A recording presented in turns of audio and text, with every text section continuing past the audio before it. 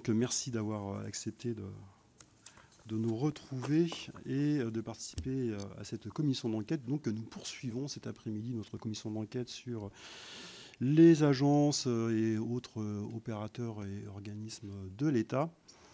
Nous avons cet après-midi, Madame le rapporteur, chers collègues, les dirigeants de 3 grands organismes de sécurité sociale. Nous avons M. Thomas Fatome, qui est directeur général de la Caisse nationale d'assurance maladie, donc la CNAM. M. Nicolas Grivel, qui est le directeur général de la Caisse nationale des allocations familiales, donc la CNAF. Et M. Damien Yantil, qui dirige l'Agence centrale des organismes de sécurité sociale, donc la COS, que l'on désigne aussi sous l'appellation URSSAF Caisse nationale. Merci, messieurs et madame, de nous avoir rejoints cet après-midi. Alors que la CNAM et la CNAF mettent en œuvre les branches famille et maladie de la sécurité sociale, la COS joue un rôle plus transversal en pilotant la collecte et la redistribution des cotisations et contributions sociales qui permettent aux autres agences de remplir leur mission.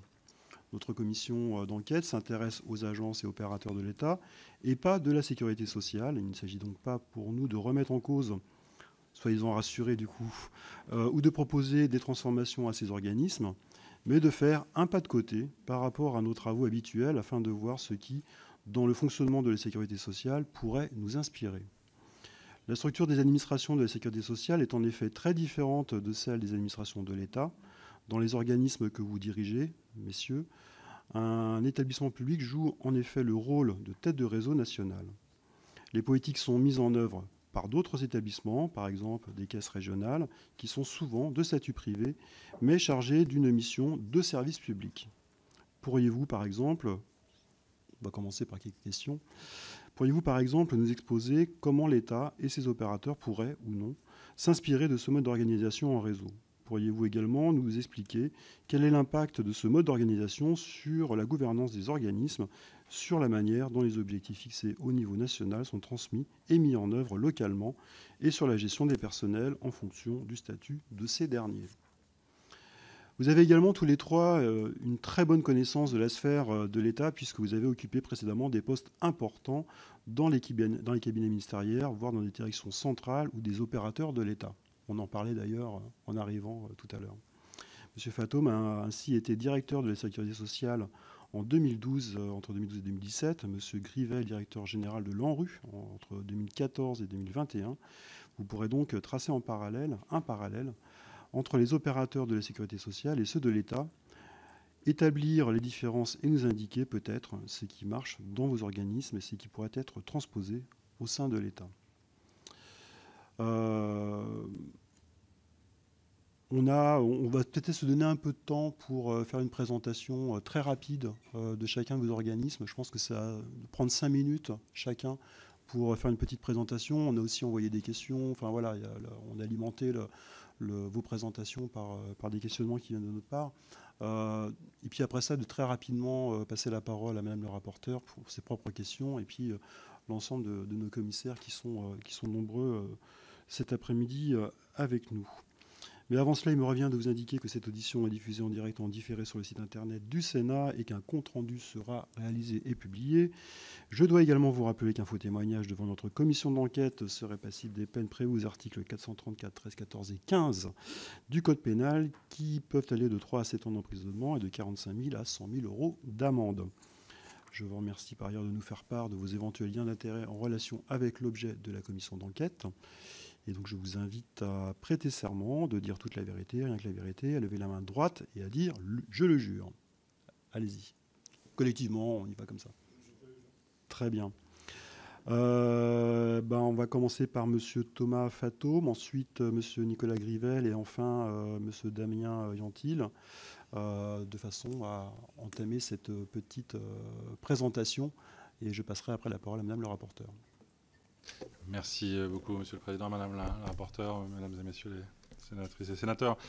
Présenter rapidement la Caisse nationale d'assurance maladie et l'assurance maladie. Donc je dirige en effet la Caisse nationale depuis août 2020, la tête de réseau de cet ensemble d'organismes, qui est d'abord un réseau départemental, puisque ce sont 102 caisses primaires d'assurance maladie qui sont un peu la colonne vertébrale de la branche. Au passage, d'ailleurs, on parle assurance maladie, mais ne pas oublier la branche accident du travail et maladie professionnelle, puisque ce qui justifie aussi l'existence de caisses régionales, CARSAT et CRAMIF, en Ile-de-France, que nous partageons entre guillemets avec la branche retraite, mais les CARSAT, pour ce qui nous concerne, gèrent une partie des activités de la branche accident du travail, maladie professionnelle. À ce réseau départemental s'ajoute un réseau régional du service médical, les médecins conseils, les praticiens conseils de l'assurance maladie, sans oublier bien sûr, mais je pense que nous y reviendrons dans le questionnement, que nous sommes partie prenante des caisses générales de sécurité sociale. La situation ultramarine, vous le savez, elle est particulière dans l'organisation de la sécurité sociale.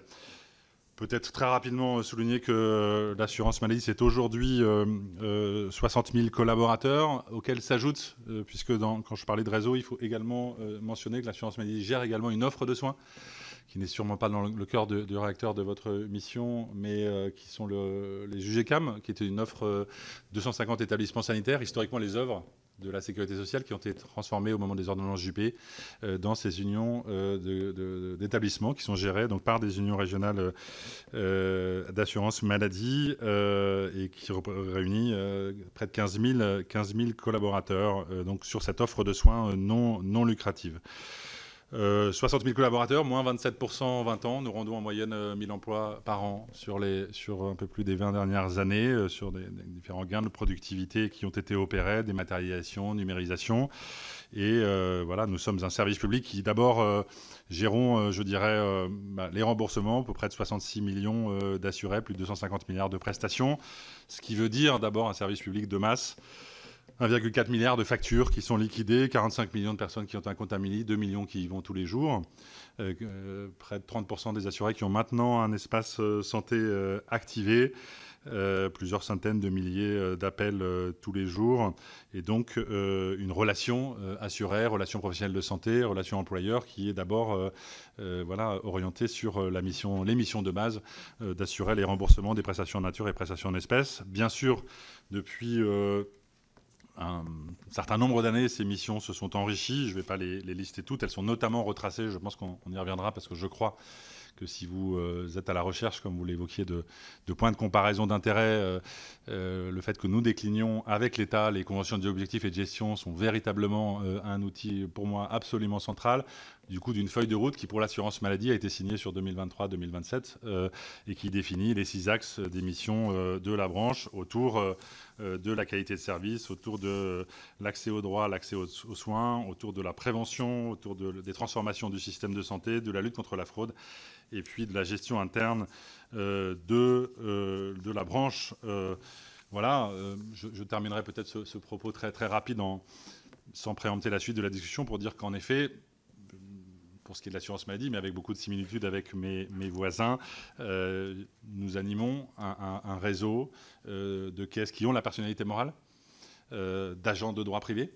On ne le sait pas suffisamment, les agents de la sécurité sociale ne sont pas des fonctionnaires, ce sont des agents de droit privé, une convention collective unique, et avec, je crois, un équilibre assez unique, mais qui est lié à l'histoire de la sécurité sociale, même si elle a évolué, puisque je ne vais pas revenir dans le détail sur le fait que la gouvernance de l'assurance maladie est spécifique au sein des branches de sécurité sociale depuis la loi 2004, avec des pouvoirs spécifiques du directeur général, étant également directeur général de l'UNCAM, de l'Union nationale des caisses, qui négocie avec les professionnels de santé. Mais je le disais, un modèle unique d'un réseau de personnalités, d'organismes qui ont leur propre personnalité morale, mais en même temps qui pilotent la sécurité sociale, l'égalité évidemment devant le service public, qui est une de nos missions principales. Et je crois que cet équilibre est une de nos forces qui nous permettent de déployer des politiques publiques sur les différents volets que j'ai rapidement évoqués, sur lesquels nous pourrons évidemment revenir, qui veut dire aussi des partenariats au niveau territorial qui se font, bien sûr, avec nos cousins germains des autres branches, mais aussi avec, pour ce qui est prioritairement des caisses primaires, les agences régionales de santé, mais aussi les collectivités territoriales de plus en plus impliquées sur les sujets de santé. Voilà, Monsieur le Président, je m'arrête là pour cette première présentation très, très rapide. Merci, Monsieur Fatoum. Peut-être on va passer à la CNAF, Monsieur Grivel. Merci Monsieur le Président, Madame la rapporteure, Mesdames et Messieurs les sénateurs. Quelques mots rapides également sur la branche famille de la sécurité sociale avec la CNAF et les CAF, 101 CAF aux caisses de manière assez comparable à ce que Thomas Fatoum vient d'expliquer sur les caisses primaires d'assurance maladie, une CAF par département. Une branche famille qui gère pour son propre compte un certain nombre de prestations et puis qui gère des prestations pour le compte de l'État et des départements.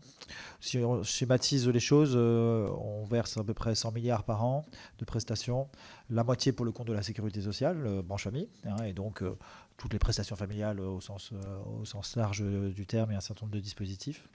Et puis l'autre moitié pour le compte de l'État, l'allocation adultes handicapés, les aides au logement, d'autres prestations. Et puis le RSA pour le compte des départements.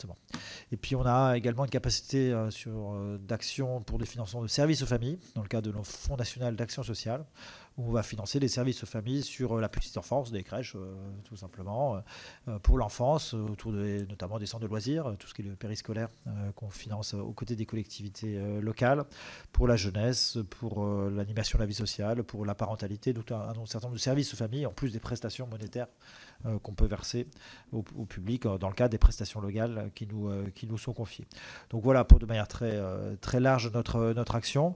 Elle se décline dans les mêmes termes que ce que Thomas Fatoum a indiqué, c'est-à-dire une convention d'objectifs et de gestion conclue avec l'État sur la même périodicité, 2023-2027, donc une périodicité de 5 ans calée sur les mandats présidentiels législatifs de 5 ans, qui ont été d'ailleurs recalés à un moment donné, ce qui a du sens en termes de périodicité. Et puis de la force, je pense qu'on en parlera beaucoup en termes de modèles éventuels. Je pense que c'est quand même quelque chose de très très intéressant, effectivement.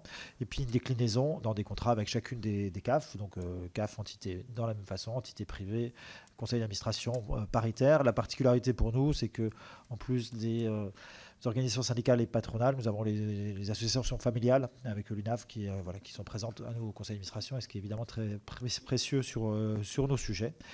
Et puis peut-être une particularité peut-être encore un peu plus marquée que dans les autres branches, mais nos politiques, notamment d'action sociale, sont très partenariales. On est en contractualisation, en partenariat très fort avec les collectivités locales, notamment du rang communal, communes et intercommunalités. Et donc un outil assez fort de transcription de nos actions dans des contrats territoriaux, des conventions territoriales globales avec intercommunalités et communes pour se mettre d'accord sur une politique enfance, petite enfance, jeunesse, animation de la vie sociale avec ces collectivités et faire alliance en quelque part sur les territoires pour être plus présent et plus fort dans les services qu'on rend aux familles. Et une articulation aussi assez forte avec les services de l'État au niveau local, avec le préfet. Le préfet préside le comité départemental des services de famille qui élabore un schéma départemental qui associe l'ensemble des partenaires, le conseil départemental, l'ensemble des parties prenantes. Donc là aussi, une réinvention un peu permanente des outils d'ingénierie sociale territoriale pour être au plus présent sur les territoires et adapter notre action sur les territoires, en lien évidemment avec l'État et dans le cadre de la convention d'objectifs et de gestion qu'on conclut avec l'État. Donc voilà, en quelques mots, on pourra revenir évidemment si vous le souhaitez sur ces différents points, mais souligner effectivement l'intérêt du modèle sécurité sociale, on pourra y revenir. Et puis la force qui nous unit aussi entre caisses, en capacité de collaboration entre nous. Et puis en portage d'un certain nombre de sujets transversaux, on y reviendra bien sûr, mais l'exemple de l'URSSAF est par sa grande transversalité, vous le disiez, par sa capacité à nous financer tous, et puis par les articulations qu'on peut avoir sur différentes politiques publiques sur lesquelles on pourra revenir, est importante. Je fais ainsi, Monsieur le Président, si vous le permettez, la transition avec mon collègue Damien Antil. Écoutez, merci Monsieur Grivel. On va passer à Monsieur Antil sur l'URSSAF. Merci Monsieur le Président, Madame la rapporteure, Mesdames et Messieurs les sénatrices et sénateurs. Une petite présentation, donc, comme vous nous y invitez, de l'URSSAF. L'URSSAF, c'est ce qu'on appelle la branche recouvrement de la sécurité sociale, donc la branche de financement. Elle est composée d'une caisse nationale qui s'appelle Agence centrale des organismes de sécurité sociale, et avec un nouveau nom, plus d'affichage, qui est URSSAF Caisse nationale, parce que nous sommes la tête d'un réseau de 21 URSSAF régionales, 21 URSSAF et 5 caisses de sécurité sociale outre-mer, dont nous pourrons reparler si vous le souhaitez. C'est un peu moins de 16 000 salariés de droit privé, comme le disait Thomas Fatoum, qui sont au service de plusieurs missions. La première des missions, c'est l'accompagnement des entreprises et des travailleurs indépendants dans la collecte des cotisations et contributions sociales, principalement assises sur la masse salariale. C'est 11 millions d'usagers qui vont du particulier employeur qui utilise le CESU ou Page Emploi jusqu'à l'entreprise du CAC 40, en passant par la TPE, la PME, l'artisan. Donc une très grande variété d'usagers auxquels nous faisons face et qui sont les forces vives de l'économie de la nation. En tout, 500 milliards d'euros qui sont collectés et redistribués chaque année. Donc ça, c'est la première mission, peut-être la plus connue. La deuxième mission, c'est celle de la fiabilisation des données sociales individuelles, puisque aujourd'hui, l'URSSAF ne collecte pas seulement de l'argent, mais aussi des informations, des données précises, individualisées sur les salariés. C'est 26 millions de salariés qui sont déclarés chaque mois de manière individuelle, avec beaucoup de données par salarié, qui sont fiabilisées, mises en conformité par l'URSSAF, qui joue un rôle pivot dans un contexte partenarial, mais un rôle pivot quand même, et qui ensuite redispatche ces informations au sein du monde de la protection sociale, voire de la sphère publique. Et cela permet de sécuriser les droits individuels qui sont acquis par les cotisations et aussi de participer à des projets, peut-être qu'on y reviendra avec Nicolas Grivel, comme la solidarité à la source, qui est un projet qui repose sur ce mécanisme de fiabilisation et auquel l'URSSAF contribue.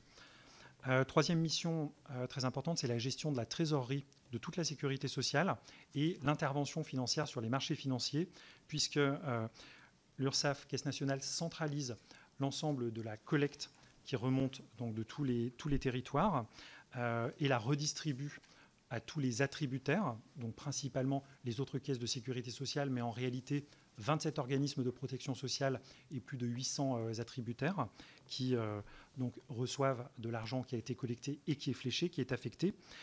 Et puis, pour faire le delta entre les dates de collecte, puisque la collecte se fait le 5 et le 15 du mois, alors que les versements importants, c'est le 5 du mois avec les allocations familiales ou le 8 ou le 9 avec les pensions de retraite, ça crée un décalage qui implique que nous fassions de la trésorerie sur les marchés financiers, trésorerie qui sert aussi à financer le déficit du régime général. Donc ça, ce sont des missions de l'URSSAF. Et puis, une dernière mission que je souhaite mettre en exergue, parce qu'elle est souvent sous le feu des projecteurs, c'est la lutte contre la fraude, avec un focus très fort sur le travail dissimulé, qui fait partie des priorités qui nous ont été fixées et sur lesquelles nous investissons. Et une fois qu'on a présenté ces grandes missions, peut-être quelques mots pour commencer à répondre aux questions que Monsieur le Président a évoquées. Comme Nicolas Grivel et Thomas Fatome, nous bénéficions d'une convention d'objectifs et de gestion sur 5 années, de 2023 à 2027, qui a l'avantage de donner de la visibilité et de permettre de construire de manière pluriannuelle. Je pense que notre fonctionnement en réseau a plusieurs intérêts sur lesquels nous pourrons revenir. Bon, une recherche, je dirais une culture même de l'efficience que je trouve très frappante. Un fonctionnement en réseau qui donne de l'autonomie, de la souplesse au niveau local, mais aussi des possibilités de mutualisation qui sont très intéressantes, on pourra y revenir. Et puis une gouvernance paritaire, comme le disaient mes collègues, avec à la fois une tutelle qui est exercée par l'État, mais aussi des conseils d'administration composés à parts égales d'organisations patronales et d'organisations syndicales de salariés qui participent à notre gouvernance, à l'élaboration de notre stratégie et nous permettent d'être en permanence connectés avec les réalités socio-économiques dont nous avons besoin. Donc voilà un système qui en effet, je pense, mérite d'être présenté et expliqué. Merci. Merci messieurs, madame la rapporteure. Si, alors peut-être certains membres pourraient se demander pourquoi est-ce qu'on a choisi de vous auditionner avec le président, parce qu'on s'éloigne un peu de notre champ d'objets des agences et des opérateurs de l'État, parce que vous avez un statut assez particulier. Mais justement, ce qui nous intéressait, c'est que vous êtes capable de collecter et de verser des prestations dans des ampleurs considérables, et finalement avec des frais de gestion rapportés au nombre de personnes employées qui sont dans des ordres de grandeur assez faibles, notamment si on peut par exemple comparer avec ce qui est observable dans le secteur privé qui vous concerne, qui est celui des mutuelles et autres. Donc c'était à ce titre-là qu'on trouvait intéressant d'avoir votre regard et de voir quelles bonnes pratiques de la sphère sociale on pourrait importer dans la sphère État. Donc bien évidemment sans questionner les politiques publiques que vous mettez en œuvre, mais juste la manière dont vous les mettez en œuvre. Vous avez chacun à plusieurs reprises mentionné le niveau départemental de vos structures. Est-ce que vous êtes capable de nous donner en moyenne combien il y a d'agents dans ces structures départementales, de nous dire si en fait vous travaillez ensemble, c'est-à-dire qu'on a à côté la CNAF, la structure départementale de la CNAF, la structure départementale de la CNAM, ou si vous avez quand même chacun des gestions différentes, notamment puisque je rebondis sur les propos de Damien Yantil qui disait ça donne de la souplesse au niveau local. Donc, est-ce que vous pouvez nous dire ce que vous entendez, par là? Et toujours sur la partie gestion, on a bien observé qu'à l'intérieur de la sphère publique et notamment de la Direction générale des finances publiques, on avait réussi à avoir une chute assez forte du nombre d'emplois publics par le déploiement notamment des nouvelles technologies qui permet en fait de remplacer du travail assez basique de saisie, de contrôle par des automates. Est-ce que c'est la même chose que vous observez aussi chez vous? Et est-ce que vous avez justement des échanges avec ce payeur de prestations et aussi de recouvrement qu'est la DGFiP et peut-être avec d'autres opérateurs d'État, notamment l'ASP, qui pour nous fait aussi des missions assez équivalentes.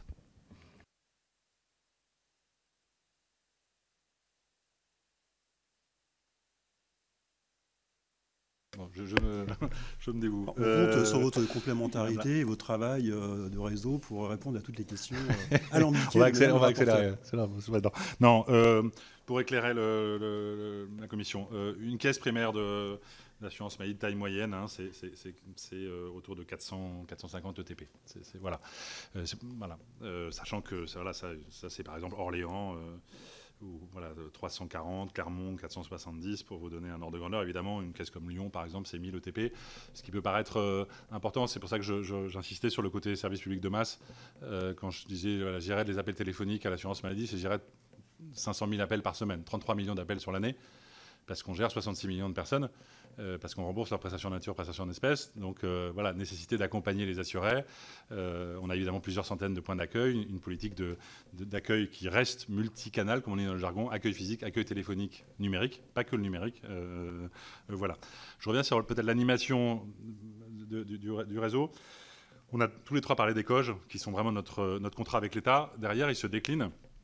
Je pense que c'est assez important dans les contrats pluriannuels de gestion, les CPG, qui ne sont pas des contrats de papier, qui sont les contrats dans lesquels on donne aux caisses locales les moyens sur plusieurs années, une trajectoire de TP, des moyens d'intervention et d'action, et des objectifs. Et c'est des outils de pilotage de la performance assez puissants. Je ne vous cache pas que les caisses, elles se comparent entre elles, elles se scorent entre eux. On sait scorer une caisse, combien ils sont en indicateur CPG. Et c'est un pilotage d'émulation par la performance, que derrière, il y a toute une série d'indicateurs sur ces CPG, sur les politiques publiques des COG, justement, en termes d'accès au droit, en termes de délai de versement des prestations, en termes de remboursement. Et ça, honnêtement, c'est quelque chose, je crois, que d'une manière ou d'une autre, d'autres opérateurs publics ont, mais pas toujours avec le niveau de consolidation qu'on a eu depuis, notamment depuis 1996, depuis cette armature des COG et des CPG, et qui est assez puissante, et qui est perçue comme telle par... sachant qu'il y a de l'intéressement aussi. Je signale, parce que comme les agents sont des agents de droit privé, on a un intéressement collectif qui est aussi assis sur ces logiques d'indicateurs de performance, de CPG. Donc quelque part, en fonction des résultats de la caisse et en fonction des résultats du national, il y a un savant équilibre entre différents indicateurs. Il y a une part de la rémunération des agents de la sécurité sociale, et notamment l'assurance maladie, qui sont liés à des mécanismes d'intéressement. Dernier point sur votre question, oui, clairement, je l'ai évoqué rapidement tout à l'heure, la multiplication des différents leviers de dématérialisation, de numérisation, de téléservices nous ont permis de faire dans la durée des gains de productivité. Le truc le plus massif du côté de l'assurance maladie, c'est évidemment la carte vitale, puisqu'une feuille de soins électronique, par rapport à une feuille de soins papier, c'est sans commune mesure. Donc comme on est maintenant aujourd'hui à des taux de dématérialisation qui sont à 97-98%, on a fait énormément de gains de productivité, mais on ne s'arrête pas là.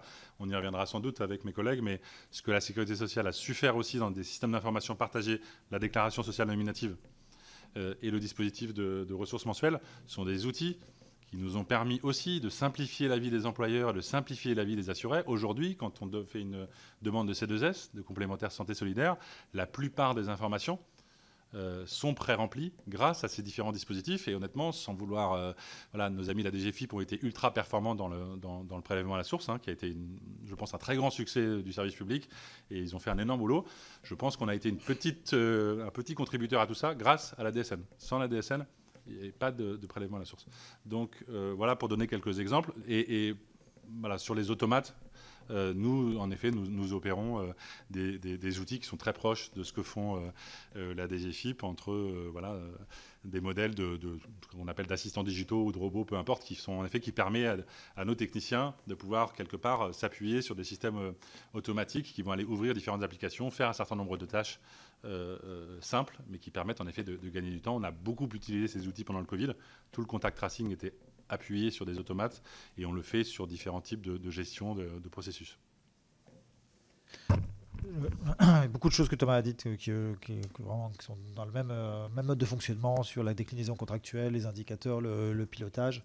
La modernisation et l'utilisation des nouvelles technologies nous permet d'absorber en réalité des missions supplémentaires assez régulières et des prestations complémentaires assez régulières. Là, les CAF ont récupéré la prime d'activité et l'augmentation forte de la prime d'activité ces dernières années. On crée une aide d'urgence pour les victimes de violences conjugales que vous avez lancée ici au Sénat. Pour vous donner quelques exemples, en fait, on absorbe par la productivité. On a mis en place l'intermédiation financière des pensions alimentaires. Donc, c'est plutôt les gains de productivité sont injectés plutôt dans l'absorption de missions complémentaires, mais ils sont évidemment très nets compte tenu de la masse de ce qu'on a à gérer. On ne pourrait évidemment pas le faire sans les outils. Et peut-être pour dire un mot sur la solidarité à la source, puisque c'est notre actualité commune, parce qu'on a travaillé tous ensemble et Damien pourra évidemment compléter. Ce qui a été fait pour le prélèvement à la source, désormais on se l'approprie également pour ce qui a été appelé le versement à la source ou la solidarité à la source, sur le fait que depuis mars, toutes les personnes qui déclarent trimestriellement des ressources pour bénéficier du RSA ou de la prime d'activité bénéficient désormais de déclarations pré-remplies pour se faciliter ces déclarations qui sont très complexes et source de beaucoup d'erreurs. Et donc cette simplification, elle est permise par la connaissance qu'on a ensemble, et Damien le disait bien tout à l'heure, de la donnée sociale et des déclarations des employeurs. Et donc là, c'est toute la chaîne sécurité sociale qui s'est mise ensemble pour réussir cette réforme, puisque la donnée vient quelque part du système de déclaration. C'est géré dans un dispositif, un entrepôt de données qui est géré par nos collègues de la CNAV côté retraite. On s'appuie également sur la distribution d'un certain nombre de prestations, notamment les indemnités journalières côté maladie, France Travail bien sûr, et puis côté CAF, on gère la relation à la locataire et à la connaissance des prestations elles-mêmes. Donc ça prouve la force du modèle aussi de ce point de vue. Sur l'ancrage départemental, la présence départementale, on est très attaché, nos administrateurs sont très attachés à cette présence. Elle est aussi liée beaucoup à notre partenariat très fort avec les collectivités. Je parlais du bloc communal, mais aussi du conseil départemental, évidemment, sur nos sujets de politique sociale. C'est l'interlocuteur privilégié sur beaucoup de sujets, bien évidemment.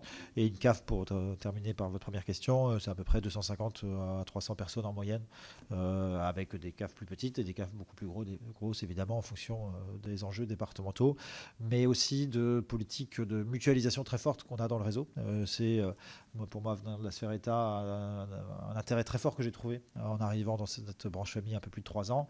C'est notre capacité à mutualiser très fortement et à passer, pour simplifier, des exemples de jumelage de production où vous avez des plateaux de production et de traitement des prestations qui sont parfois portés par une CAF pour le compte d'une autre CAF, notamment quand vous avez en Ile-de-France ou dans les régions frontalières parfois du mal à recruter et à fidéliser des salariés. Cette capacité de jouer aussi un rôle d'aménagement du territoire quelque part en ayant des CAF qui sont pour une bonne partie sur leur activité départementale, mais pour une partie de leur activité sur des mutualisations régionales ou nationales.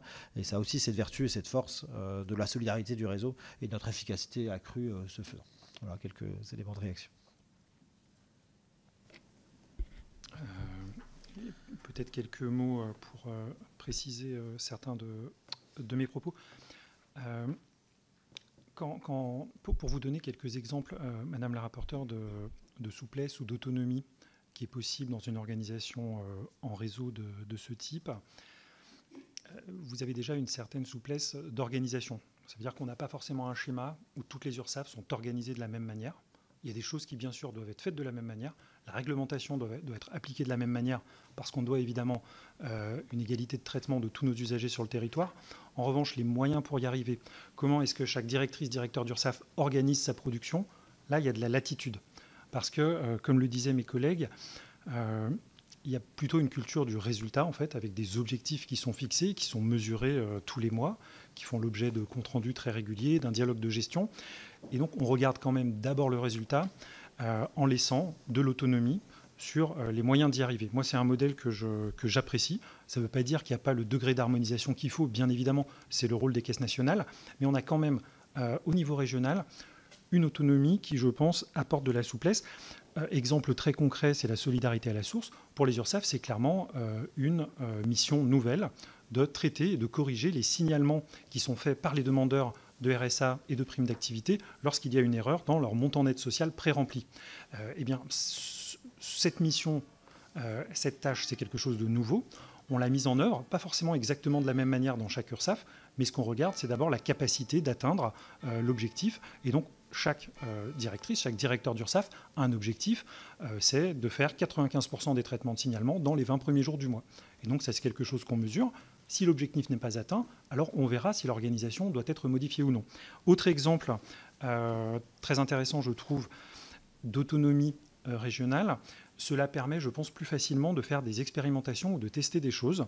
À l'URSSAF de Lorraine a été inventé un dispositif qui s'appelle HELP, qui vise à rendre un service aux travailleurs indépendants, qui est que quand un travailleur indépendant a une difficulté, parfois cette difficulté, ce n'est pas uniquement une difficulté de cotisation sociale, ce n'est pas juste qu'il n'arrive pas à payer ses cotisations, peut-être qu'il a aussi un problème en matière d'accès aux droits en santé, en famille, peut-être en retraite.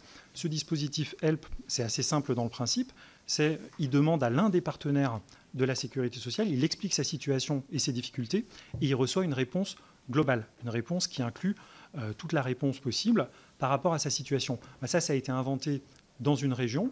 Comme ça a fonctionné, on l'a généralisé dans toute la France. Donc voilà un exemple d'autonomie qui produit des choses extrêmement positives. Et pour répondre, Madame le rapporteur, à votre question sur les gains de productivité, il y a bien sûr donc la digitalisation. De même que les autres caisses de sécurité sociale, mais nous avons développé des robots qui permettent d'exécuter des tâches automatisables. Également des robots qui peuvent prendre une partie de la réponse, soit téléphonique, soit par écrit, avec des chatbots ou des voicebots. Bon, ça répond vraiment à des demandes de niveau 1, à des choses très simples, mais ça permet d'absorber une partie du flux qui est adressé vers les URSSAF. C'est aussi des outils nouveaux qui améliorent l'ergonomie et qui en fait facilitent les tâches de nos salariés. Et puis un effort de mutualisation, modèle de mutualisation que, venant de l'État, j'ai trouvé très intéressant, qui permet de mutualiser sans centraliser. Par exemple, la paye dans le réseau des URSSAF, elle est effectuée pour tout le réseau dans 3 URSSAF. Donc, par exemple, la Caisse nationale ne fait pas sa propre paye. La paye, elle est faite dans les URSSAF Midi-Pyrénées, Rhône-Alpes et Centre-Val de Loire. Donc, vous avez une activité qui est mutualisée pour tout le réseau, ce qui permet de faire des gains d'efficience, bien sûr, mais qui permet aussi d'assurer de l'activité territoriale. Donc, je pense que ça a un vrai intérêt dans un prisme territorial. Ça, c'est vrai pour les fonctions support. C'est vrai aussi pour certaines fonctions métiers. Par exemple, le CESU est intégralement géré à l'URSSAF Rhône-Alpes, ou encore les artistes-auteurs qui ont une législation particulière, eh bien, leur gestion métier, elle a été confiée à une URSSAF qui est l'URSSAF du Limousin, parce que la taille de la population des artistes-auteurs permettait de concentrer cette mission dans une URSSAF, mais ça n'a pas été, si vous voulez, centralisé dans la Caisse nationale ou à Paris. Donc voilà, ça je trouve que c'est aussi un modèle que je souhaitais mettre en valeur. Merci beaucoup, c'est extrêmement intéressant. Comme vous avez tous les trois occupé des fonctions du côté du public et au plus haut niveau de l'État, j'ai une question assez simple. Est-ce que finalement tout ce que vous nous décrivez là, et ce qui fonctionne bien, ne vient pas du fait que vous gérez des agents de droit privé et pas des agents de droit public? Et est-ce que vous pouvez me confirmer que tous les agents qui interviennent dans la sphère sécurité sociale sont tous des agents de droit privé? C'est-à-dire qu'il n'y a aucun, même au poste de direction, de fonctionnaires mis en position de détachement. C'est juste pour notre compréhension parfaite de vos propos. Je me sacrifie. pour répondre à votre deuxième question, on est dans un cadre de droit privé de convention collective, donc c'est des salariés de droit privé dans la caisse. Il y a quelques fonctionnaires, notamment dans les caisses nationales, notamment nous en réalité, mais quelques-uns de nos collaborateurs, mais par procédure de détachement, mais ça reste très très minoritaire. Après, c'est pas un objectif en soi, au sens où ce sujet de la porosité, de l'ouverture des carrières peut être un sujet qui par ailleurs peut être intéressant. Il se trouve qu'on a dans les agents de direction de la sécurité sociale des formations spécifiques, une école spécifique et des savoir-faire spécifiques qui sont très experts et très qualitatifs. Et donc on s'appuie évidemment spontanément sur ces agents de direction formés spécifiquement à l'école de Saint-Étienne et autres. Et puis après, dans nos caisses, c'est des salariés de droit privé qui sont dans cette logique de convention collective. Après, certains restent pendant toute leur carrière dans nos caisses, d'autres peuvent partir à d'autres moments de leur carrière. C'est la mobilité qui peut être variable. Après, pour revenir à la première question qui est peut-être un peu provocatrice, mais pour initier le débat, peut-être on pourrait d'ailleurs avoir des avis complémentaires, voire divergents sur le sujet. Pour ma part, je ne crois pas. Enfin, je ne pense pas que ce soit parce que c'est des agents de droit privé qu'on peut gérer un certain nombre de choses et piloter un certain nombre de choses. En revanche, il y a un cadre en soi qui est défini, qui permet de fonctionner ainsi. Et donc, je ne pense pas que certaines choses seraient impossibles dans la sphère État. Voilà. Par contre, un certain nombre d'évolutions seraient nécessaires probablement pour nous permettre aux collègues qui sont dans la sphère État de gérer un certain nombre de politiques comme on a la possibilité de les gérer et sans prétendre à la perfection dans tout ce qu'on a à faire et tout ce qu'on peut faire encore de mieux sur nos sujets. Donc c'est plutôt le cadre d'action que le cadre d'emploi, je dirais, qui, à mon sens, est intéressant et doit pouvoir être regardé. Autrement, c'est quelque chose qui serait complètement, je ne sais pas s'il faut employer le terme déprimant, mais enfin en disant, non, on peut faire des choses avec des statuts d'agent public, on peut poser un certain nombre de processus de gestion, simplement, et d'ailleurs ce qui s'est passé à la DGFiP, vous l'avez bien illustré, montre bien que les réformes sont possibles dans un cadre public. Simplement, il y a un moment donné, moi j'insiste beaucoup sur la visibilité d'action. Vous faites appel à nos expériences antérieures, on parlait de l'ANRU tout à l'heure. Le fait d'avoir un cadre pluriannuel que j'ai connu à l'ANRU, qu'on connaît ensemble ici, est quelque chose d'absolument décisif dans notre capacité d'action. Et à la fois pour l'interne, et ça a été dit, je crois, par Damien tout à l'heure, sur la façon dont on peut se projeter. On peut faire des choix en se disant, dans un premier temps, ça va coûter, mais ça va être dans un deuxième temps un investissement rentable, entre guillemets, parce qu'on sait qu'on a la confiance dans nos projections d'action, mais aussi pour l'externe. Et moi, je le vois dans la négociation qu'on peut mener avec les collectivités locales sur... Quand on dit un élu, je vous soutiens sur une crèche, et je ne vous soutiens pas juste l'année prochaine ou cette année, je vous soutiens dans la durée, sur une trajectoire qui est connue à l'avance, ça change la discussion. Ça ne veut pas dire que tout est facile, y compris pour nos interlocuteurs, qui peuvent avoir eux-mêmes moins de visibilité que ce dont on peut disposer. Mais enfin, on est évidemment plus fort dans la discussion quand on a cette vision pluriannuelle, et je pense qu'elle est quand même très importante dans des stratégies sur des projets aussi longs. On parlait de solidarité à la source. Solidarité à la source, c'est une continuité d'une action déjà longue, et Thomas le disait, c'est ça qui a permis le prélèvement à la source également. Mais le projet tel qu'on l'a mis en œuvre là, ça fait 2 ans et demi qu'on y a travaillé, en ayant la capacité, parce que c'était écrit dans la Convention d'objectifs et de gestion, parce qu'on savait les choix qui avaient été posés, de continuer ce projet, quelles que soient par ailleurs les vicissitudes et instabilités de la vie politique et autres. Donc je pense que cette capacité de se projeter est vraiment très importante dans la capacité de conduire du changement. Voilà, je voulais insister sur ce sujet-là, mais vous pouvez évidemment faire entendre votre note, le cas échéant des sénateurs. Non, je crois que ça pas trop dissidente, Madame la rapporteure. D'abord, le droit privé, honnêtement, il porte aussi un certain nombre de suggestions. Non, mais je le dis parce que c'est normal et c'est bien. Il y a un certain nombre d'éléments en termes de dialogue social. Dès lors qu'on porte des transformations, on doit informer, saisir. Il y a des droits à l'expertise, etc. Ce qui n'existe pas dans le public. D'un certain côté, le public, quand il veut se transformer, il peut faire des choses beaucoup plus radicales. Nous, on est soumis à une convention collective et un droit du travail, heureusement, encore une fois, et donc on a des instances de dialogue social au niveau national, au niveau, voilà. Et donc, c'est quelque chose qui, quand on porte des transformations, est un cadre qu'évidemment, il faut qu'on revienne. Je reviens en 2 mots sur ce que disait Nicolas, sur le cadre pluriannuel, parce que quand même, je pense que c'est important. Nous avons des budgets dans la COG. La COG, c'est pas seulement un document stratégique, c'est surtout c'est aussi des budgets que quelque part, nous ne rediscutions pas chaque année de manière précise avec l'État. Et ça, honnêtement, c'est une forme, entre guillemets, de privilège et pas abuser de la chose, parce qu'on va finir par nous dire que c'est un privilège trop important. Mais ça veut dire qu'on se met d'accord avec l'État sur une trajectoire. La Convention d'objectifs et de gestion 2023-2027 de l'assurance maladie, on rend 1700 emplois sur la période, c'est une contrainte significative. Mais en même temps, la lisibilité, les moyens budgétaires et les moyens en termes de fonctionnement, les moyens en termes d'investissement, y compris informatique, qui sont en forte augmentation, heureusement, parce qu'on a, vous l'avez pu le mesurer, je pense, des très gros projets informatiques, ils sont fixés à l'horizon 2027. C'est pas pour ça qu'il n'y a pas des discussions chaque année, bien sûr, avec la tutelle, la direction de la sécurité sociale, la direction du budget, en fonction de l'état de température et de pression générale. Mais par rapport à l'ensemble de ce qui peut exister dans la sphère publique de contrats pluriannuels d'objectifs, je crois qu'on est à peu près les seuls, et parce qu'il y a une loi de financement de la sécurité sociale aussi, qui fait qu'on a cette lisibilité budgétaire, et ça me semble objectivement plus important que la nature privée du droit de nos agents.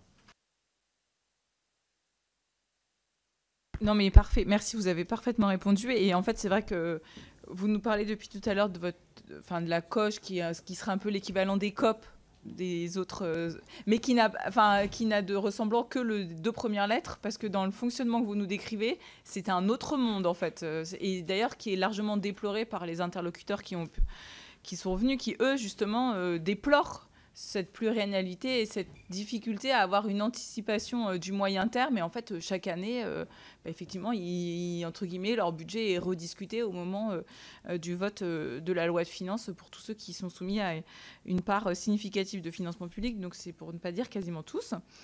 Une question peut-être spécifique pour la CNAF, donc Monsieur Grivel. Vous l'avez dit tout à l'heure, dans un certain nombre de départements, vous avez pris en charge des dépenses et des prestations qui étaient auparavant confiées aux départements, enfin gérées par les départements. Je pense par exemple à la PMI, la certification des assistantes maternelles ou d'autres. Il semble, enfin en tout cas nous ce qu'on peut voir, c'est que globalement, finalement, quand c'est la CAF qui fait, c'est moins cher que quand c'est les départements qui faisaient.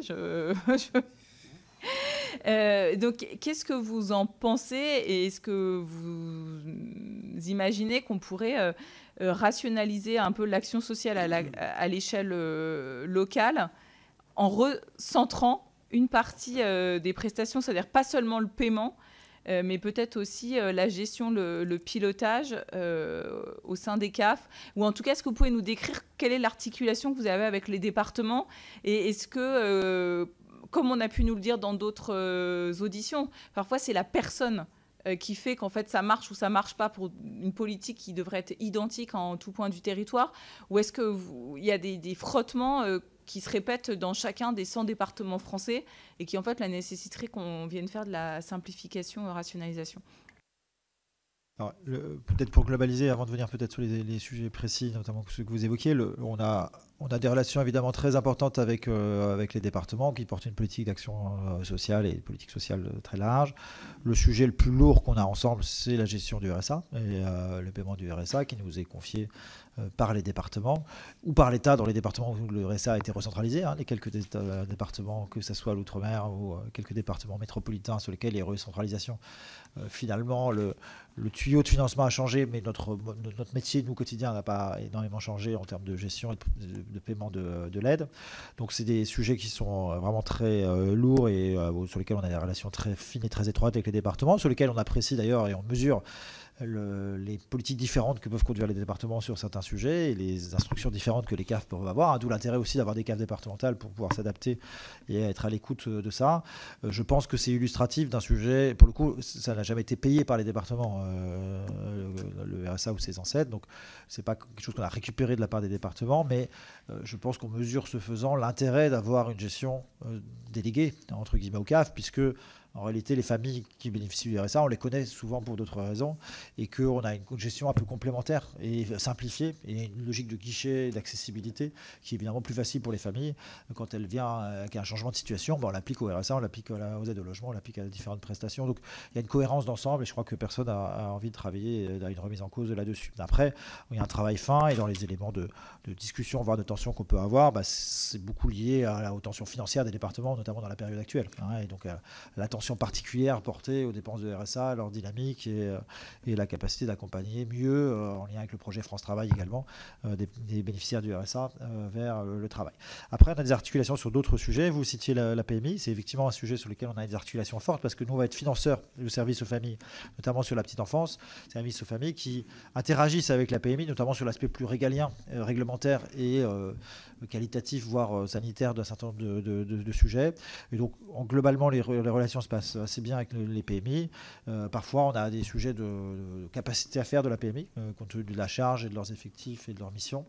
Ce qui a pu amener, dans certains cas, aux expérimentations que vous évoquez, qui sont restées quand même assez ponctuelles à ce stade et plutôt pas pérennisées à ce stade, hein, même si elles ont leur intérêt, notamment dans l'agrément des services d'accueil des jeunes enfants.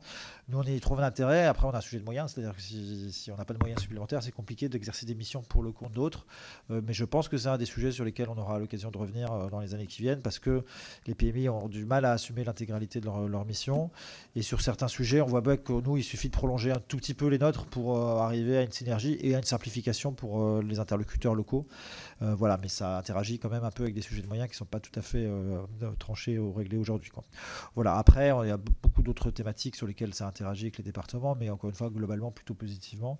Et un des sujets d'interrogation pour la suite, c'est également l'aide sociale à l'enfance et la façon dont les enfants qui sont à l'aide sociale à l'enfance ne sortent pas totalement du spectre des politiques familiales par ailleurs. Et quand ils sortent de l'ASE, comment ils sont aussi dans les logiques d'accompagnement et de sortie positive. Donc là aussi, il y a des articulations fines qui se travaillent. Voilà. Après, sur le sujet financier que vous évoquiez, on n'est pas que dans des sujets de rentabilité, mais moi je vois bien le sujet productivité, encore une fois, à gérer en cohérence les aides plutôt que de les faire disperser entre plusieurs acteurs et plusieurs opérateurs. Et donc ces simplifications, elles peuvent avoir du sens, me semble-t-il. Une question pour la CNAM et qui là va faire écho à des travaux sénatoriaux et je pense notamment au travail de Pascal Gruny qui en 2019 avait prôné la création d'une structure unique France Santé Travail sur le fait d'un constat qu'aujourd'hui il y a un très grand éclatement de toutes les structures qui sont autour de la santé, sécurité, travail. Qu'est-ce que vous en pensez, puisqu'aujourd'hui on est en 2025, donc ça va bientôt faire 6 ans que cette proposition a été mise sur la table et on observe toujours la multiplicité de ces acteurs. Alors je vais, si vous me permettez, me réfugier quelques minutes derrière les partenaires sociaux, puisque notamment ils ont, dans un accord national interprofessionnel l'année dernière, confirmé leur attachement à l'existence d'une branche accident du travail, maladie professionnelle dédiée voilà, de moyens propres, de missions propres, et qui, quelque part aussi, témoigne d'une logique un peu transversale d'une gestion du risque accident du travail, maladie professionnelle, qui voilà, part de la prévention, va jusqu'à la réparation, et qui, je crois, fait sens, comme ça fait sens également d'ailleurs du côté de l'assurance maladie. Je crois que le projet de tout regrouper voilà, n'était pas très très clair sur le devenir de la branche et sa pertinence justement dans ses missions globales. Voilà, pour autant, ce que nous faisons au quotidien, et nous le faisons via notamment les CARSAT, c'est une coopération renforcée avec les services de santé au travail, notamment autour de la loi de 2021, et notamment sur tout ce qui tourne autour de la prévention de la désinsertion professionnelle, où il y a au niveau local beaucoup de coopération pour essayer justement de rendre ces politiques de lutte contre la désinsertion plus efficaces. Malgré en effet l'émiettement des services de santé au travail et la diversité des acteurs. Donc c'est plutôt comme ça que nous y répondons. Je ne suis pas, pour ma part, personnellement convaincu que tout réunir dans une même instance ou dans un même organisme permettrait d'être beaucoup plus efficace sur ces sujets-là en tout cas. Ma dernière question spécifique que je ne voudrais pas laisser M. Lantil sans question. Tout à l'heure, il nous a parlé du rôle qu'il joue en matière de trésorerie. Donc là, il y a une question autour de la CADES. Quel intérêt à la laisser chez vous ou demain à la transférer à l'AFT? Alors, sur le financement de la trésorerie, Les rôles sont répartis de la manière suivante. La trésorerie de court terme est assurée par l'URSSAF Caisse nationale.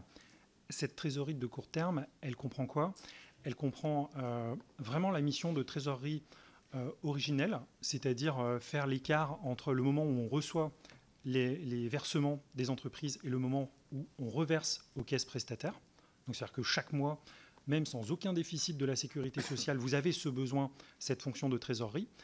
Et c'est vrai que par la force des choses, dans la mesure où il y a un déficit du régime général, donc qui est retracé dans la loi de financement de la sécurité sociale et qui se matérialise progressivement au cours de l'année, eh bien, ce déficit fait aussi partie du financement de marché, de trésorerie, qui est fait par l'URSSAF Caisse nationale. Mais là, on reste dans un cadre de trésorerie de court terme, puisque les outils dont nous disposons ne nous permettent pas d'emprunter au-delà de 24 mois, avec une maturité moyenne de notre dette qui est inférieure à 12 mois. Donc à l'heure où je vous parle, on a 40 milliards d'euros de dettes qui sont de l'encours, avec une maturité moyenne qui est d'ailleurs très inférieure à un an, qui est de l'ordre de 1 mois et demi à 2 mois. Donc ça, c'est la mission de trésorerie de court terme, avec une problématique qui va exister dans les mois et les années qui viennent, qui est que si ce montant que l'on doit emprunter s'accroît trop, à un moment, nos outils ne sont plus adaptés pour faire cet emprunt, parce qu'on arrive dans des volumes qui ne peuvent pas être financés par des outils de court terme. C'est pour cela qu'à plusieurs moments dans l'histoire récente, une partie de ce qui est devenu, non plus de la trésorerie de court terme, mais de la dette sociale a été reprise par la CADES, Caisse d'amortissement de la dette sociale, qui est plutôt rattachée à l'agence France Trésor, qui finance par ailleurs la dette court terme et long terme de l'État. Donc aujourd'hui, du côté social, l'organisation, c'est la dette court terme qui est gérée par l'URSSAF Caisse nationale et la dette long terme qui est gérée par la CADES. Donc il y a une question qui se pose, qui est de savoir si, quand, comment, à quel moment est-ce qu'une partie de cette dette court terme, qui est de moins en moins court terme à mesure que le temps avance avec le déficit du régime général, est basculée de l'URSSAF Caisse nationale vers la CADES. Ça, c'est une question qui est éminemment politique, même si elle a bien sûr une dimension financière très forte. Et ensuite, il y a la question de savoir pourquoi est-ce que cette mission de trésorerie de court terme, elle est faite par l'URSSAF Caisse nationale et pas, par exemple, par l'agence France Trésor. Bon, moi je pense que la vraie raison, c'est qu'en réalité, elle est intimement liée au métier de collecte. Elle fait vraiment partie de la mécanique de la collecte. C'est un financement qui se fait au jour le jour. Tous les jours, on a environ 1 milliard d'euros d'émissions, qui est adapté à quoi? Qui est adapté aux remontées qu'on a collectées depuis chacune des URSSAF, à ce que l'on a financé dans la journée aux différentes caisses prestataires, en sachant que l'argent qui est collecté, il est reversé en moins de 24 heures aux caisses prestataires et en général dans la même journée. Donc on a besoin d'une articulation qui soit parfaite, qui soit sans aucun grain de sable dans les rouages pour que ça puisse fonctionner et pour qu'on puisse minimiser en fait le besoin de trésorerie. Par ailleurs, c'est un système qui marche et qui est éprouvé puisque cela fait plus de 20 ans que l'URSSAF Caisse nationale se finance sur les marchés. C'est un émetteur qui est extrêmement reconnu dans le monde entier. C'est d'ailleurs un des plus gros émetteurs sur son marché du commercial paper, qui a eu, et encore cette année, des prix de qualité d'émetteur, et tout cela avec une équipe, disons, de taille assez réduite. Donc c'est un système qui, je pense, fonctionne très bien et qui a fait ses preuves, même si, comme j'ai pu avoir l'occasion de le dire au début, on a des questions assez importantes qui sont devant nous.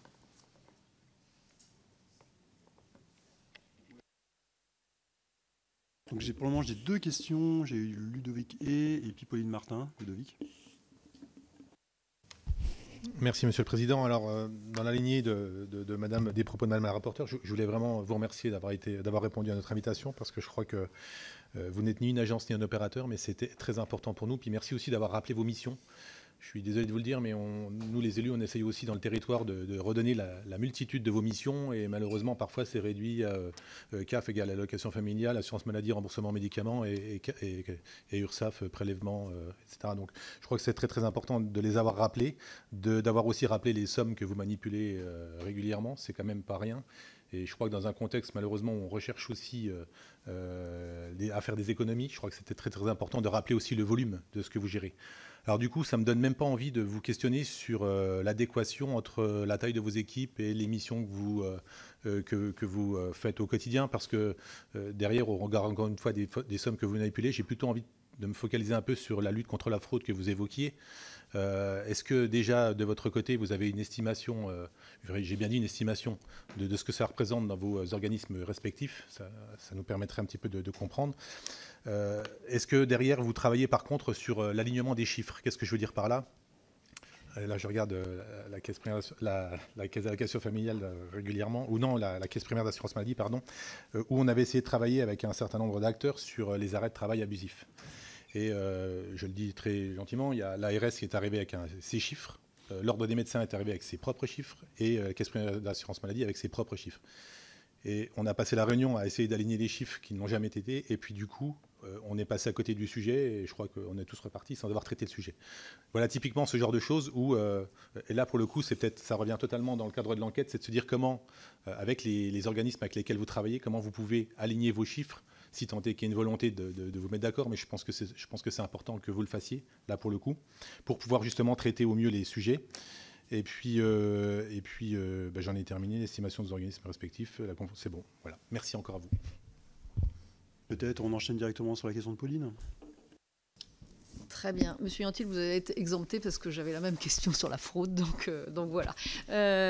Monsieur Grivel, alors pour avoir piloté l'insertion et la transformation des politiques sociales au département du Loiret pendant un certain nombre d'années, très franchement, je n'ai pas vraiment le sentiment d'une grande collaboration entre la CAF et le département sur des évolutions substantielles, et en particulier sur le dossier social unique auquel nous nous étions attaqués, qui, pour moi, aurait vocation à effectivement pouvoir cerner un petit peu mieux les problématiques des habitants, quels qu'ils soient.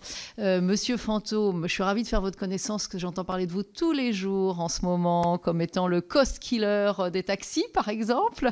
Donc, j'aurais aimé savoir quelle était effectivement votre politique ou votre plan d'économie sur les années à venir, puisque cette commission s'attaque aussi à ces problématiques-là.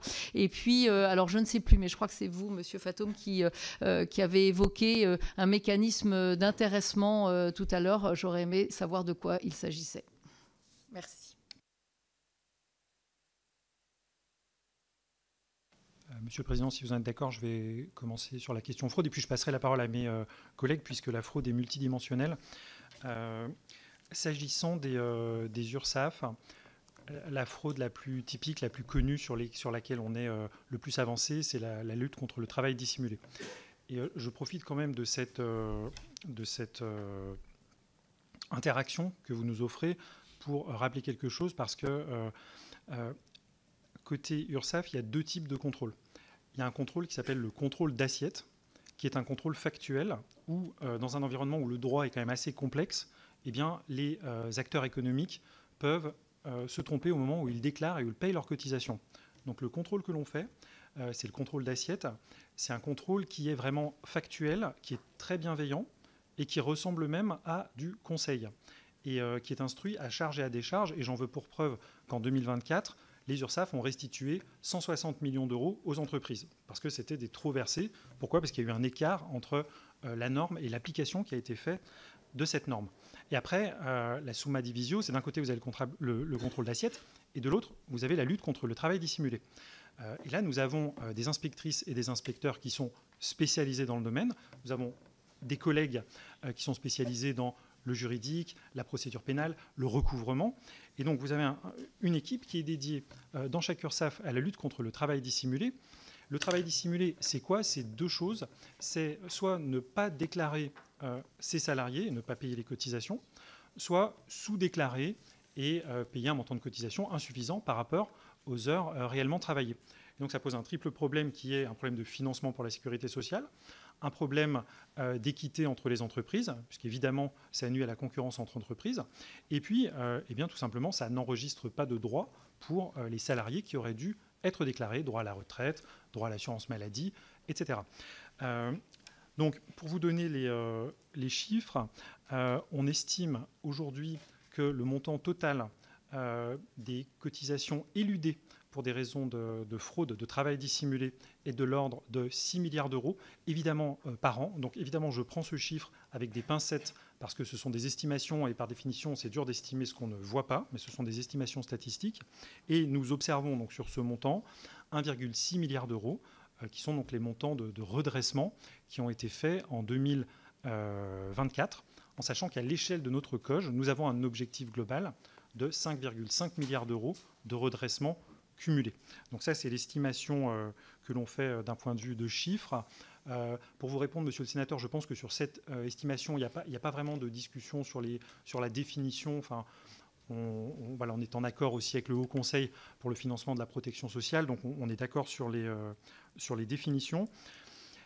Après, c'est une fraude qui a une dimension, quand on lutte contre cette fraude-là, c'est une dimension partenariale très forte avec les autres caisses de sécurité sociale, puisqu'évidemment, lors d'un contrôle qui est fait par la CAF ou la CNAM, eh bien, vous pouvez identifier des situations qui vont ressortir du travail dissimulé, qui vont nous être signalées. Un partenariat aussi avec la direction des finances publiques, qui est basé notamment sur des échanges d'informations, mais aussi un partenariat avec l'Office central de lutte contre le travail illégal, qui est un office rattaché à la gendarmerie nationale, et puis avec l'inspection du travail. Donc c'est vraiment un écosystème partenarial. Et puis il y a un autre type de fraude qui est la fraude hors travail dissimulé, qu'à ce stade nous ne savons pas quantifier et sur laquelle nous investissons de plus en plus. Et je vous donne un exemple qui est la fausse affiliation, la fraude aux affiliations. On a observé, par exemple, des affiliations en masse d'entreprises d'ambulanciers, sujet qu'on a immédiatement signalé à la CNAM, mais aussi aux autres caisses, parce que ça ne crée pas tout de suite un préjudice au financement de la sécurité sociale, donc à l'URSSAF. En revanche, on se dit que ces fausses créations d'entreprises, peut-être qu'elles servent à obtenir de manière frauduleuse des prestations ou des droits qui sont donc tout à fait illégitimes. Donc voilà pour vous donner une vision de la lutte contre la fraude et du chiffrage qui en est fait dans la branche recouvrement. Et je me permets peut-être du coup de... Si vous permettez, c'est vraiment très intéressant ce que vous nous dites là, et notamment sur les interactions entre vos différentes caisses. Et je voudrais juste comprendre comment ça fonctionne.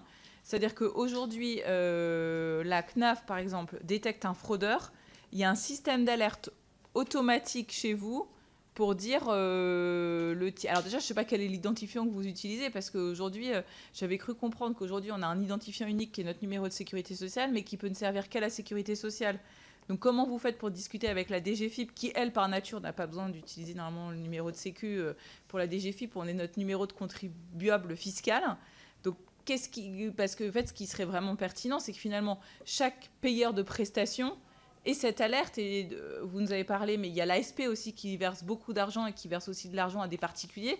Ça serait bien qu'il soit mis aussi dans la boucle quand vous avez... mais là, techniquement, qu'est-ce qui se passe en fait parce que c'est ça aussi qui nous intéresse. Comment vous faites pour vous passer l'information? Parce que je suppose que vous ne téléphonez pas pour vous dire monsieur. Donc voilà, ça c'est au cœur aussi de nos réflexions. Et est-ce que l'ASP fait partie de de la boucle? Alors aujourd'hui, les transmissions, elles ne sont pas automatisées, sauf dans de rares cas. Ce sont des transmissions qui sont faites de manière spontanée sur la base de listes ou de signalements, qui reposent sur des conventions. Alors, si je prends l'exemple de la CNAF que vous avez cité, Madame la rapporteure, il y a une convention au niveau national entre la CNAF et l'URSSAF Caisse nationale pour faire ces transmissions d'informations, qui sont prévues par le droit, bien évidemment. Et ensuite, au niveau local, eh bien, vous avez des conventions entre organismes au niveau local qui permettent ces transmissions. Le cas typique, c'est lors d'un contrôle qui est effectué par une CAF, on va identifier que quelqu'un qui a bénéficié de certaines prestations n'aurait pas dû en bénéficier parce qu'en réalité, cette personne a des revenus qui n'ouvraient pas droit à ces prestations. Peut-être que ces revenus, en fait, n'ont pas été déclarés. Ce sont des revenus qui sont issus du travail dissimulé. Donc le signalement qui va être fait, ça a fait l'objet de 2700 signalements l'année dernière, va pouvoir être exploité pour regarder le sujet avec un angle de travail dissimulé. Là, si je comprends, on est encore dans un système un peu à la main, quoi. Enfin, on n'est pas dans quelque chose d'automatique. Et là, en fait, c'est que vous avez signé des conventions entre vous, entre caisses locales. Mais si j'en reviens toujours à mon ASP, eux, c'est une structure nationale qui n'a pas de caisse locale. Donc, a priori, tel que ça fonctionne aujourd'hui, il n'y a aucune chance que la personne qui instruit des dossiers à l'ASP soit au courant que le bénéficiaire de je ne sais pas quelle aide, une aide de la PAC ou autre, en fait, est en situation de fraude sur d'autres pans de la sphère État. La question, la question que vous posez est légitime. Il faudrait la caractériser un tout petit peu plus sur dans quel cas ça a des conséquences dans d'autres sphères. C'est-à-dire que nous, on va avoir, par exemple, des situations de fraude qu'on peut connaître, de fraude de la conjugalité. On ne nous a pas dit qu'on était en couple avec telle personne, on voit que les personnes sont ensemble, ça a un impact sur nos prestations. On ne va pas aller balancer cette situation à l'URSSAF qui n'en a pas besoin pour sa situation à elle. Et pour voilà. Si à l'inverse, on voit des situations de travail dissimulées, comme le disait Damien, pour le coup, on va transmettre l'information côté URSSAF. Donc c'est pareil côté impôt, parce que l'ASP, on a, je pense, moins de sujets d'interconnexion. Sur les impôts, on a énormément de sujets d'interconnexion. Donc pour le coup, nous, on récupère de manière industrielle, pour répondre à vos questions, toutes les informations sur les ressources côté DGFiP, qui fait que aujourd'hui, avant la solidarité à la source, le principal vecteur de corroboration des ressources que nous déclaraient et que nous déclarent les allocataires, c'est la récupération des données fiscales. Alors, mais avec un an de décalage, parce que les choses viennent évidemment ensuite, qui nous permet de retourner vers nos allocataires en disant écoutez, j'ai le sentiment que ce n'est pas les mêmes informations dont je dispose, est-ce que vous pouvez me justifier que, et si vous ne pouvez pas justifier, nous on fait une intervention dans ce sens-là. Et dans la même chose, on pousse côté impôt des flux d'informations très, très importants. Le sujet, c'est souvent des sujets de temporalité en réalité, quand la détection de la fraude, à quel moment se fait la détection de la fraude? Si elle est suffisamment précoce pour que ça passe dans ces flux d'informations, on récupère la bonne information. Si elle est plus tardive parce qu'il y a des enquêtes, parce que c'est lourd, parce que c'est voilà, il faut qu'on ait les flux d'informations qui viennent après et ils sont forcément un peu plus manuels entre guillemets parce qu'ils passent pas dans les énormes flux d'informations qui sont plus rapides entre nous. Voilà, donc c'est un travail à la fois industriel mais à la fois un peu sur mesure parfois. Et on va parler de nos sujets de fraude, lutte contre la fraude en jeu, qui sont les gros sujets en réalité de fraude organisée. Il y a toujours du coût humain en réalité vu la situation qui se fait. Et encore une fois, je ne pense pas qu'on ait des gros sujets en réalité de rater des choses par manque d'échange d'informations. Au contraire, en fait, on détecte beaucoup de choses par nos échanges d'informations. C'est vraiment des sources très importantes pour nous. Alors, du coup, je n'ai pas répondu globalement, mais je ne sais pas si tu avais fini, Damien. Ouais, du coup, je prends le tour pour nous. Nous. De manière générale, c'est pareil, très difficile d'estimer les choses. On a des estimations par échantillonnage.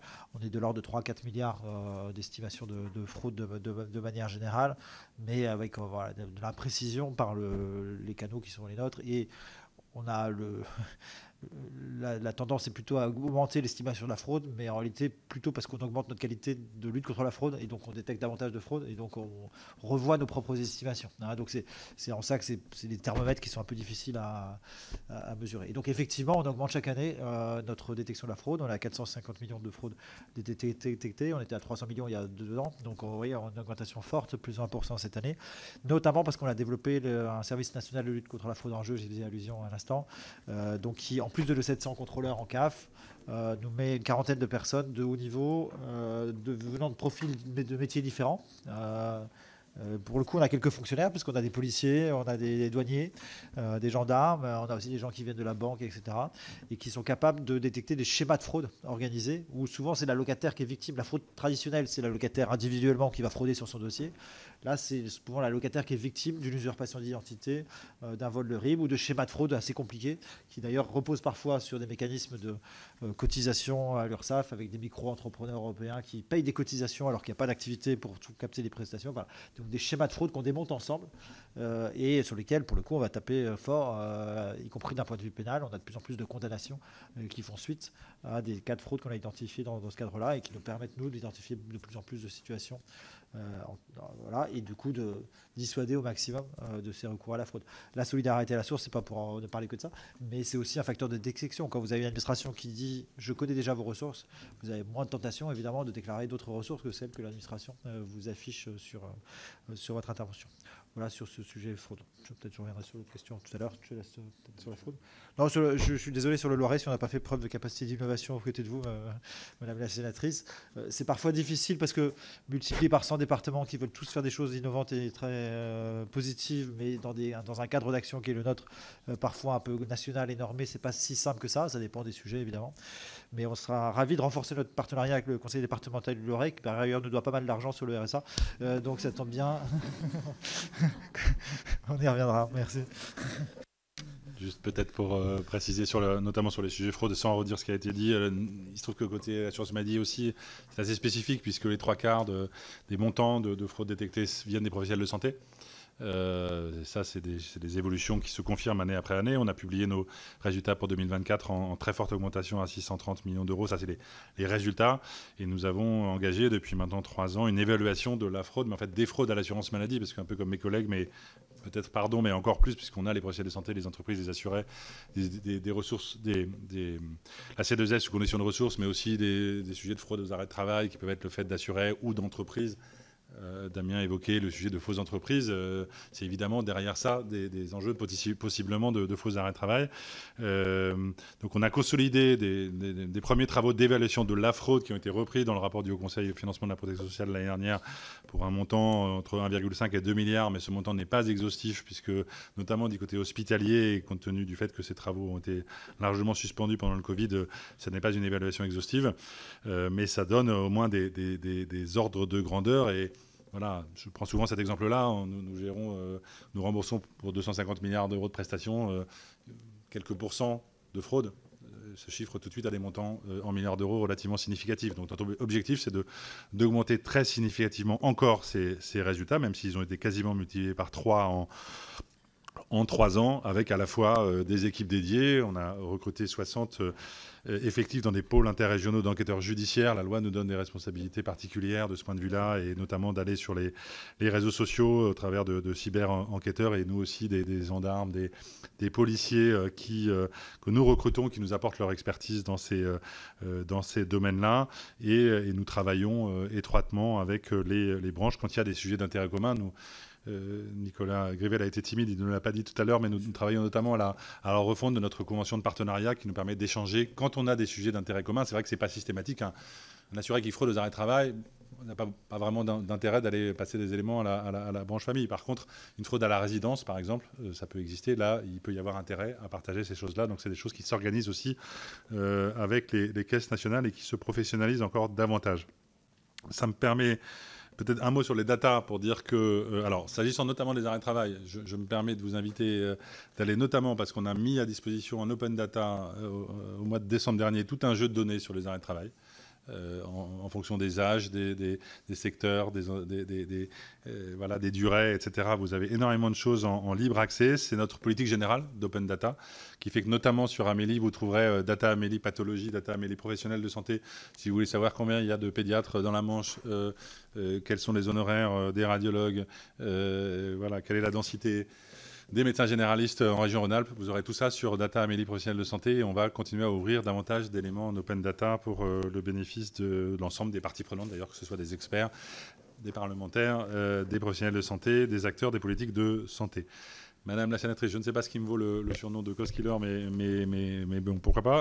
En tout cas, c'est pas notre seul métier. Non, plus sérieusement, ça fait partie des missions, on n'a pas beaucoup abordé, en tout cas de l'assurance maladie, qui est d'essayer de veiller ou travailler au respect de l'ONDAM, tel que vous le votez, tel qu'il est voté par le Parlement. Et donc derrière ça, toute une série de plans d'action qui passent par l'accompagnement, l'évolution des comportements des professionnels de santé, jusqu'au contrôle, lutte contre la fraude, y compris contrôle des arrêts de travail. Nous avons mis sous objectif ou mis sous accord préalable plus de 1000 médecins généralistes qui prescrivaient 2 à 3 fois plus d'arrêts de travail que leurs confrères avec des patientèles standardisées. Nous convoquons plus de 300 000 assurés par an qui, de manière ciblée, dont on repère éventuellement qu'il y a des risques que ce soit des arrêts de travail injustifiés. Et parce que c'est ciblé, dans 20 à 25% des cas, ces arrêts de travail se révèlent en effet injustifiés. En tout cas, la personne n'est plus malade au moment où elle est convoquée. Pour donner un certain nombre d'exemples, mais ça n'est pas exhaustif. S'agissant des transports sanitaires, des transports de patients, à la fois transport sanitaire et taxi, le Parlement, dans la loi de financement pour 2025, a voté un objectif d'économie de 300 millions d'euros, à la fois pour les VSL, les ambulances et les taxis. Donc nous travaillons à l'évolution des dispositifs sur la convention avec les taxis et sur les VSL et les ambulances, une dépense de près de 6 milliards d'euros, les dépenses de transport de patients, qui est relativement dynamique, pour des raisons qui s'expliquent, y compris la démographie, l'augmentation des ALD, le resserrement du maillage hospitalier, mais c'est vrai qu'il peut sans doute justifier des mesures d'économie. Première économie qui est relativement, j'allais dire simple, ça va être critiqué, mais relativement possible à mettre en œuvre, c'est le transport partagé. Beaucoup d'autres pays en font beaucoup plus que nous. Il ne s'agit pas de mettre 8 personnes dans un van à la place d'un taxi, mais déjà, si on en mettait 2, plus souvent dans un VSL et dans un taxi, nous pourrions faire des économies substantielles, à la fois d'ailleurs pour l'assurance maladie et pour les émissions carbone de notre planète. Voilà, pour prendre cet exemple-là, mais nous essayons de trouver avec les taxis un nouveau modèle tarifaire qui soit aussi plus efficace, qui permette de rembourser davantage de transport de patients, moins de retours à vide, moins de temps d'attente. C'est ça ce qui est en cours de discussion avec les 4 fédérations de taxis. Peut-être avant de vous libérer, moi je retiens vraiment de cet échange, je pense, et vous l'avez bien mis en avant, la pertinence de votre système de COG. Comment dire, je vais me placer du point de vue du politique. Quand on avait des gouvernements qui duraient 5 ans, à peu près la durée de votre COG, on pouvait se dire que finalement, le gouvernement en place avait discuté les grands outils ce contrat en fait qui lie pendant 5 ans le fonctionnement de vos organisations. Dans un monde où aujourd'hui les gouvernements passent à un rythme très très élevé, finalement le ministre de la Santé qui arrive, il doit faire avec une COG qu'il n'a absolument pas discuté, et j'ai compris que ces documents étaient quand même intangibles, et c'est ce qui justement vous permet d'avoir des vrais outils de gestion pour pouvoir connaître votre trajectoire de financement, votre trajectoire d'effectifs, vos objectifs, et de pouvoir les déployer dans la durée. Et donc, est-ce que vous ne sentez pas, alors vous avez pas, malheureusement, vous n'étiez pas dans vos postes dans le monde d'avant où on avait des gouvernements qui duraient longtemps, mais peut-être que dans vos équipes de direction, vous avez des gens qui ont un peu cette expérience, et est-ce que ça ne crée pas une tension finalement désormais entre le politique et vous-même, puisque finalement il y a cet outil qui détermine vos trajectoires et vos objectifs? Vite, je pense qu'on sera... Les écoges sont un outil central, le cadre de référence. Et chaque année, notamment, on rend compte, notamment à la direction de la sécurité sociale, de voilà, où on en est, c'est quoi les indicateurs de l'année précédente, c'est quoi les bonnes performances, c'est quoi là où on est en difficulté. Donc c'est vraiment un outil de référence. Après, ça n'est pas un cadre immuable. Et je ne vais pas me faire le porte-parole de mes collègues, mais ça nous arrive assez rarement de dire au ministre, au pluriel en charge, non, ça on ne le fera pas parce que ce n'est pas dans les 250 pages de la COG. Voilà, heureusement le Parlement vote des lois, le pouvoir politique porte des projets, et dans une discussion, on est là pour les déployer. Après, voilà, ça pose ensuite une discussion de moyens, de priorisation, d'évolution. C'est des cadres qui sont pour 5 ans. Donc il faut qu'ils s'adaptent à la réalité, par ailleurs à la réalité économique et sociale du pays au sens large, parce qu'il peut se passer beaucoup de choses. Donc, moi je pense, mais mes collègues le diront peut-être différemment, que voilà, on arrive à trouver les équilibres entre ce cadre de référence qui est quand même aussi sur des projets longs. Et ça, je le redis, les projets de système d'information, c'est quand même le socle qui fait que quand on veut mettre la carte vitale sur le smartphone, ça a l'air tout bête, mais en fait, c'est plusieurs années de boulot. Quand on veut mettre en place l'ordonnance numérique, c'est un petit QR code sur une ordonnance, mais en fait, c'est des gros sujets. Et voilà, après, on a ce dialogue de gestion très, je crois, assez fluide, qui nous permet quand même de bouger. Mais ça nous permet, c'est vrai aussi, de dire tout n'est pas possible du jour au lendemain, parce que c'est des grandes maisons et qu'il faut les gérer un peu dans la durée. Juste en complément, moi je pourrais effectivement plusieurs fois embarquer ces discussions avec les ministres. Pour un ministre, ce qui arrive, c'est plutôt une chance d'avoir quelque chose de lancé et de tracé. C'est-à-dire que se dire que sur un certain nombre de sujets, on ne part pas de zéro. On ne part pas dans dire on n'a aucun moyen, on doit aller négocier avec Bercy, on doit éventuellement attendre le budget prochain pour voir si éventuellement on pourrait. Là, on est tracé sur un certain nombre de sujets. Je peux rajouter la ministre de la Ville ce matin sur qu'est-ce qu'on fait pour les quartiers, etc. Nous, on a des choses assez claires à poser en termes de développement sur les crèches, sur l'animation de la vie sociale, les centres sociaux, etc. Tant mieux, c'est gagnant. Et à l'inverse, s'il y a une priorité politique qui apparaît en cours de période de COG, on discute de ses conditions d'application. Sur la période précédente COG, il y a eu l'intermédiation financière des pensions alimentaires que j'évoquais tout à l'heure, qui a été créée ex nihilo. C'est une mission, un service public qui n'existait pas pour faire la prévention des impayés, dire on va maintenant systématiquement, l'enquête de séparation, de divorce, servir nous CAF d'intermédiaire entre les deux parents. Et ben, ça n'était pas prévu dans la COG. On a réussi à le faire. On a eu des moyens supplémentaires pour ce faire. Ça a été une rediscussion, mais ça n'a pas empêché de faire un certain nombre de choses malgré tout. Il y a eu le doublement de la prime d'activité pendant la COG, parce que c'était pas gilet jaune. Ça a été embarqué. Et il y a des choix qui ont été faits et des priorisations. Par contre, ce que Thomas disait, ce qui est hyper important, c'est qu'il y a peu de sujets qu'on porte qui se font en 5 minutes. Donc, cette visibilité, ce lancement d'un certain nombre de thèmes, si on n'avait pas la COG, en réalité, y compris dans l'univers que vous décrivez d'instabilité gouvernementale, il y a des sujets qu'on hésiterait à lancer. Parce qu'on se dirait, est-ce que cette impulsion-là, elle sera encore là dans 2 ans, et qu'en fait, si on lance un truc, c'est un énorme boulot, et qu'on livrera dans 2 ans, si ce n'est pas le bon moment pour le ministre qui est là, voilà. Et donc, si on ne lance jamais un gros projet, on ne réalise jamais un gros projet. Vous voyez ce que je veux dire. Donc, il y a vraiment cette impulsion-là, elle est très forte. Je nuance aussi le côté... oui, mais qu'est-ce qui se passe pour la prochaine COG? Il y a une continuité aussi entre les COG. C'est-à-dire qu'il y a des sujets dont on sait qu'on les lancera en fin de cette COG-là pour que ce soit les projets phares de la prochaine COG. S'il y a une confirmation politique que ce soit le cas, mais parce qu'on va poser les bases pour qu'il y ait une forme de continuité. Donc voilà, je pense que ça a cette plasticité, cette capacité. Après, c'est pas miraculeux, c'est aussi un gros boulot de négocier les COG, et c'est aussi beaucoup d'incertitudes à des moments. C'est pas pour vous dire, on a inventé le modèle parfait qui n'hésite aucune énergie, ça vient tout seul. Non, il y a un gros boulot, ça crée un petit moment de tension, il y a des négociations, mais plutôt que d'avoir cet exercice tous les ans, parce qu'en réalité c'est assez proche d'un exercice qu'on peut avoir annuellement dans d'autres univers, cette énergie on la met au service d'une projection sur 5 ans, et ça a quand même cette force. Et pour l'avoir vécu donc à l'ANRU précédemment, on n'avait pas une COG mais une convention tripartite avec le financeur qui est Action Logement, ça donne aussi de la visibilité. Et quand votre boulot c'est de convaincre des élus de s'engager dans des projets hyper lourds qui vont prendre 10 ans, qui vont transformer leur ville, si vous leur dites je ne sais pas trop si en 2 ans il y aura l'argent, l'élu il va pas dire je vais m'engager. Donc ça c'est vraiment quelque chose de très décisif. Et peut-être un petit mot pour corroborer ce que disent mes collègues. Moi, je trouve que les COG donnent un cadre de la visibilité, mais aussi la souplesse, l'agilité qui permet d'intégrer les nouvelles politiques qui sont votées par le Parlement, décidées par le gouvernement. Côté financement, l'exemple le plus frappant, c'est celui du PLFSS. Chaque année, on a des nouveautés. Cette année, c'était une réforme des allègements généraux, mais aussi la création d'un versement mobilité régional.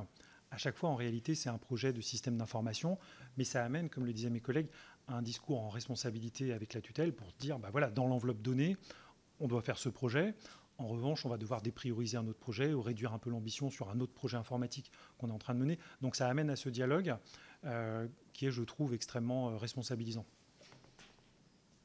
Parfait, très bien. Écoutez, merci beaucoup, messieurs, pour ce temps que vous avez accordé à notre commission. Ce pas de côté qui nous a permis de regarder de manière intéressée le modèle dans lequel vous évoluez, le bon périmètre, la bonne trajectoire, la bonne temporalité, fonctionnaire ou pas fonctionnaire. C'est intéressant et ça alimente très positivement notre travail. Donc merci beaucoup, bon retour et au plaisir. Merci à vous. Merci.